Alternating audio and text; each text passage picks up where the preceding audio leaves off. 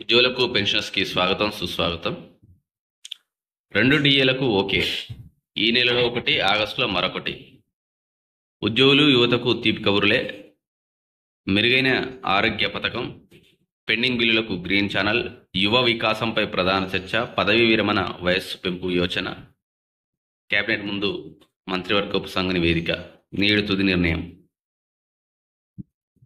ఇక్కడ చాలా సమాచారం అయితే ఇవ్వడం జరిగింది. ముఖ్యంగా ఇందులో చూసుకున్నట్లయితే గురువారం ఈరోజు జరిగినటువంటి మంత్రివర్గ సమావేశంలో ప్రధానంగా ఉద్యోగులకు 5 డిఏలు పెండింగ్లో ఉండగా ఈ నెలలో 1 డిఏ, ఆగస్టులో మరొక డిఏ ఇవ్వాలని ప్రభుత్వం భావిస్తున్నట్లు తెలుస్తూ ఉంది.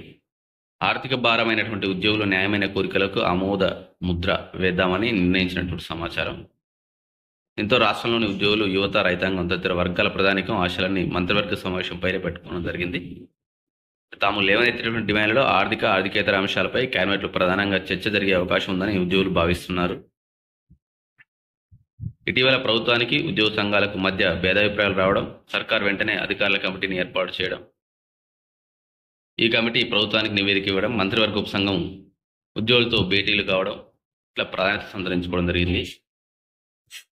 ప్రభుత్వం ఏర్పాటు చేసినటువంటి కమిటీ ఉద్యోగుల డిమాండ్లను, ప్రతిపాదనను విని మే 31 తన నివేదికను మంత్రివర్గ ఉపసంఘానికి అందజేసింది.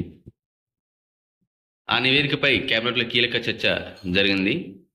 అయితే ఉద్యోగులు కోరుతున్నటువంటి 5 డిఏలలో 1 డిఏపై ప్రభుత్వం సానుకూలంగా ఉండగా 2 డిఏ ఇచ్చే విషయంలో చర్చ జరగనుంది.